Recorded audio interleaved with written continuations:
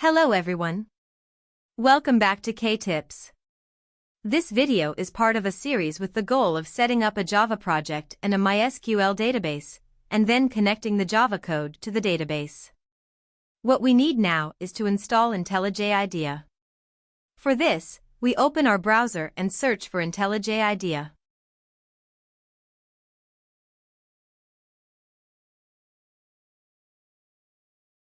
We go directly to the download section, accept the terms, and here you can see different types of installers. There's a community version and an ultimate version. We're going to select the community version because it's free and offers everything we need. So, we are going to download the installer. The download can take some time.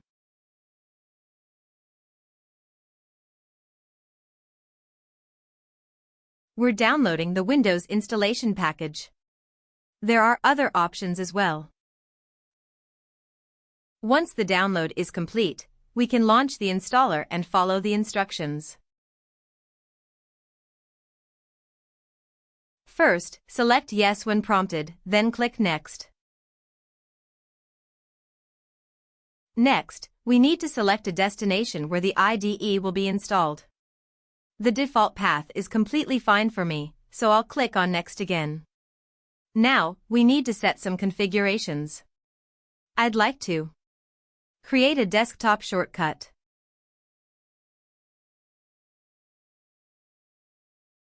Update the context menu to include an Add Project option. Specify the type of application we're going to develop. For this demo, I want to develop a Java application, so I'll select Java and proceed by clicking Next. It asks for the installation path for the JDK. I'll leave it as the default and click Next. On the next screen, I'll leave all settings as they are and start the installation. In this video, we're focusing on how to install IntelliJ IDEA on Windows. But if you're using Linux, like Ubuntu or other distributions, don't worry. IntelliJ IDEA works perfectly on Linux as well. The process is slightly different, but just as easy. You can install it using Snap, the JetBrains Toolbox app, or manually from their website. If you're interested in a step-by-step tutorial for Linux, let me know in the comments. I'd be happy to make a video specifically for Linux users to show you how to get everything up and running. Now that the installation is finished, I can start the application directly.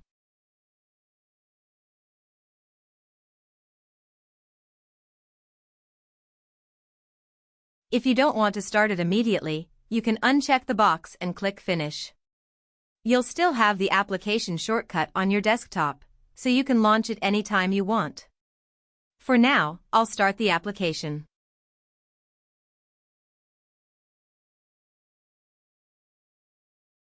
We accept the terms and click Continue.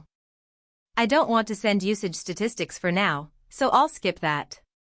Here's how the welcome page looks.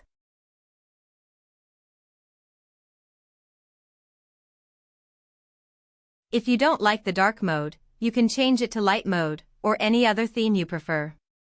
It's up to you.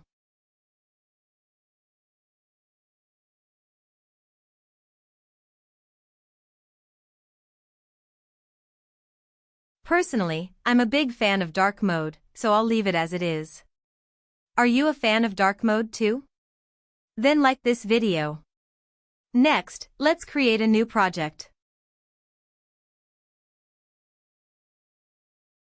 First, we'll give our project a name. Let's call it K-Tips MySQL Java.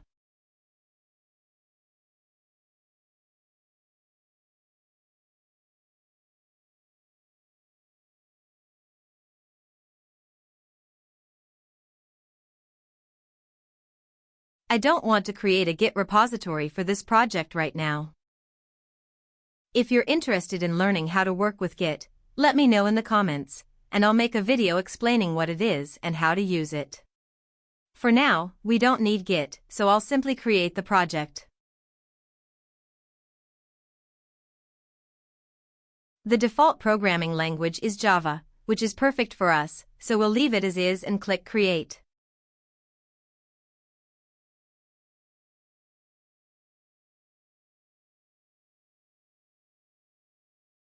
It might take some time to set up because I don't have a JDK installed yet. IntelliJ will handle this automatically by downloading and installing the required JDK.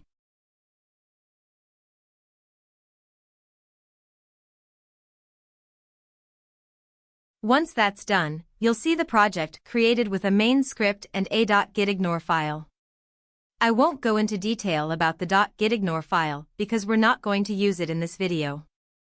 Our focus is to write code that connects this application, or the main script, to our database. For that, we'll first need the driver, which we're going to install in the next video. After that, we'll update the code to enable communication with the database. So subscribe so you don't miss it. That's it for this video. Thanks for sticking around and for your patience. If you found this video helpful, don't forget to like, share, and subscribe for more tips. See you in the next one. Happy coding and debugging with K-Tips.